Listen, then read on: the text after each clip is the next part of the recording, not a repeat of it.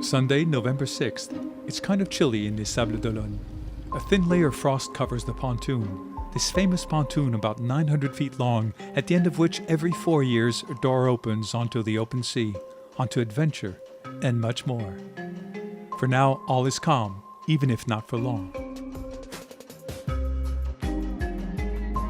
The start of a Vendée Globe resembles a symphony in 3 movements. Upon the opening, one senses the main theme to be emotion. The regulars may well display a fake smile. It certainly doesn't reflect their inner feelings on that particular day on the pontoon of the most mythical open sea race there is. It's the 3rd time, and it's still as emotional. In the end, that's why this isn't a race like any other. What is there to say about the new kids caught unaware, even if warned, by this emotional overflow? With his Corto Maltese look, Alain Roura, 23, is the youngest competitor ever in the history of the Vendée Globe. I think this is the best day of my life. No words can explain it. It's a dream come true, a challenge to oneself. I feel a great pride being here today and see this crowd on the pontoon. I'm very, very honored to be here. Embraces, kisses, appointments are set for in 2.5, 3 months' time. Then you're reminded not to hang about, otherwise upsetting a very precise schedule. So then, anchors are raised just before interpreting a grand suite. And for already having been through it, some know the score better. It's a special moment, special day, and I look forward to this canal. It's a unique experience. Come as neighbors, some from afar. 350,000 are announced. Figures that make your head spin, but for most Earthlings, it's a cheap onboarding called the imaginary, which can take them very far. The level of emotion while going up the channel, it's a child's dream, this Vendée Globe. It's going to be strong. It's already intense. It's an emotion that remains intact because it's something so very special to take off for long months at sea and leave everyone behind. What's going through Kojiro Shiraishi's mind, dressed as a samurai, a warrior, as he sails down the channel? One sure thing, the first Asian competitor in the Vendée Globe couldn't be expecting such elation. Morgan Lagravière, overwhelmed by emotion, will he be ready to pick up the challenge of her first world around? ARMEL heavy favorite, does he feel any pressure? We'd love to know what runs through their mind during the most amazing procession sailing competition has to offer.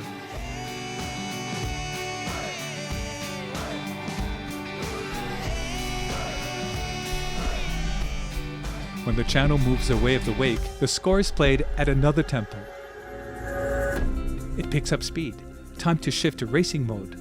Maneuver towards the open sea, the start line. Wait until the last moment to disembark the team members. And place yourself so as to be best positioned at 1:02 p.m.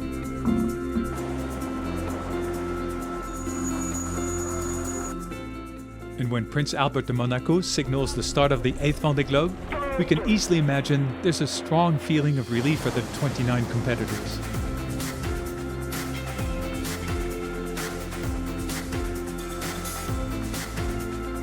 I love open sea, and now I'm off for good. Going really far, so I'm very, very happy. It's crazy.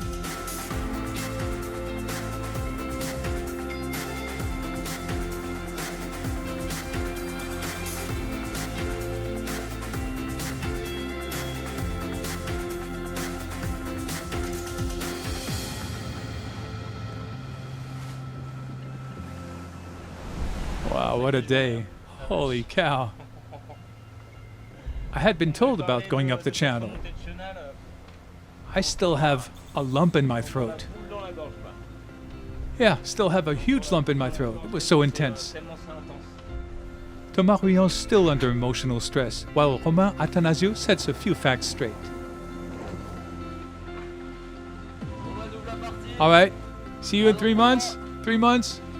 3 months. Holy cow. The 8th Vendée Globe is launched, and well launched, except for Dida Costa.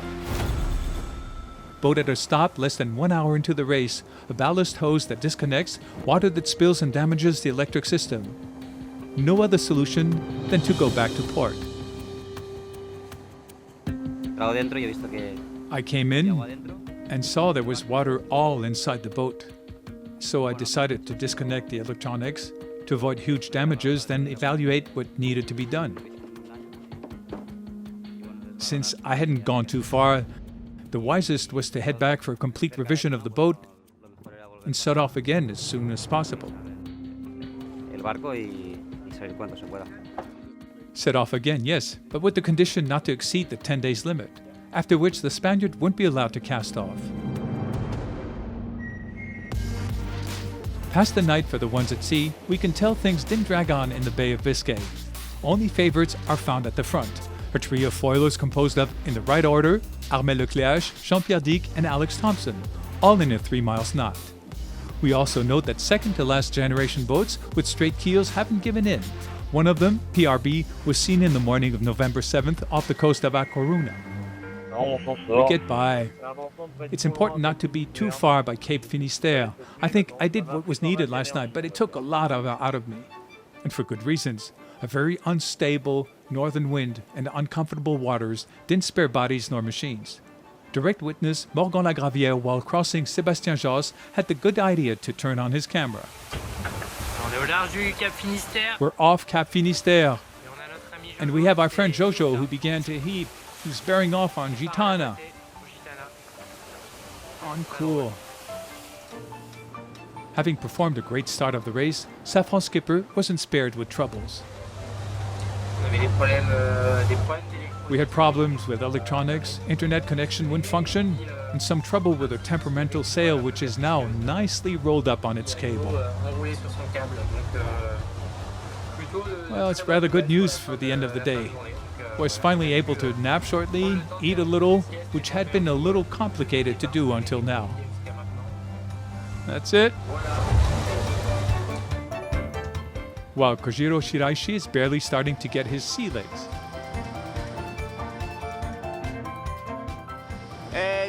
I've been seasick since the start, and it was difficult. Yesterday, I stopped vomiting, and today had my first meal. So I'm waiting to feel better, to be in harmony with the boat, and finish off this Vendée Globe nicely. 24 hours into the race, the leaders, Alex Thomson at their head, cross Cape Finisterre.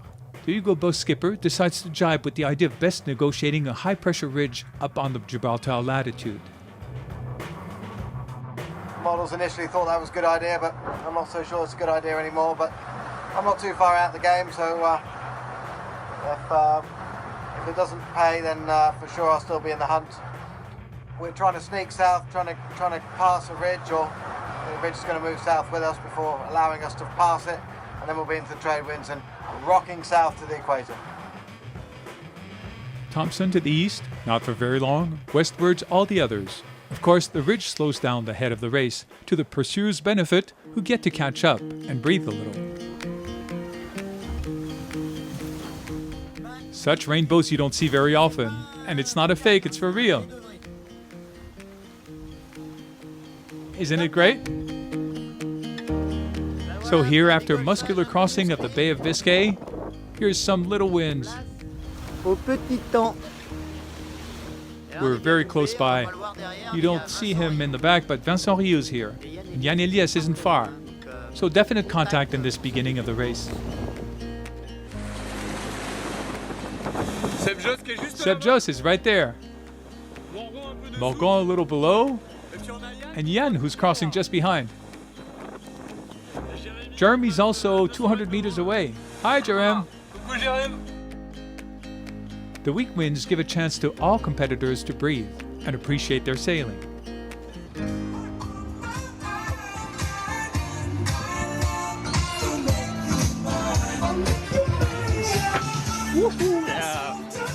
Welcome on New Rest Matmut. We don't give away our music. We'll soon hoist the spinnaker and then all on the port tack towards the trade winds. Life is beautiful.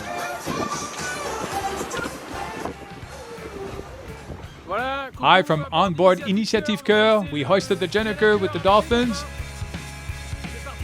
We're off for the world around, yeah! Arnaud Boissier's world around is also made of strange encounters. Either you do the Vendée Globe the way we do, or play it Robinson Crusoe-like. I don't know where he's going, but he's not quite there yet. I'm surprised to see you so close to Portugal. In any case, hope our encounter brings you luck, that you'll have good winds, so not to get stuck. That's the worst, I think.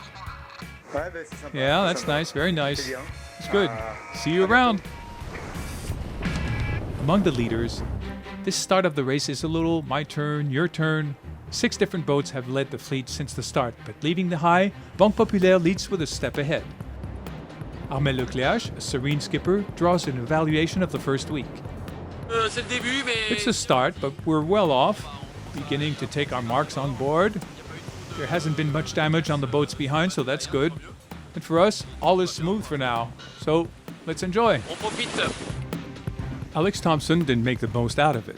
Quite some ground's lost in the 48 hours. At least, the Hugo Boss skipper is clear-headed. Clearly, the jibe I made off of Finisterre was a huge mistake, and I've been beating myself up about it. No real excuses. Shouldn't have made the mistake, and I've paid for it dearly. But being positive, working hard, and moving forwards, I hope. Another learning is that until now, the second-to-last generation boats with straight keels keep pace with the foilers, as shown by Vincent Rioux on PRB and Paul Meillat on SMA.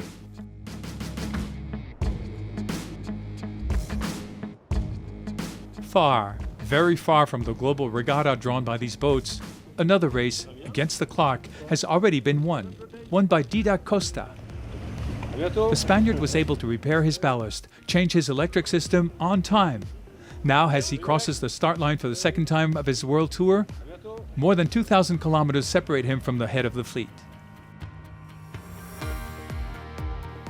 A head of fleet already heading to the next mark, a kind of border post between the globe's north and south, the equator. The first competitors should reach it at the beginning of next week. The race will then change its face. We're in the trade winds, it's warm, I'm wearing a t-shirt. Just hoisted the Jenniker to luff a little, and we're crossing Madeira. I'll be able to sleep a little, wind is stabilizing. Alright, bye now.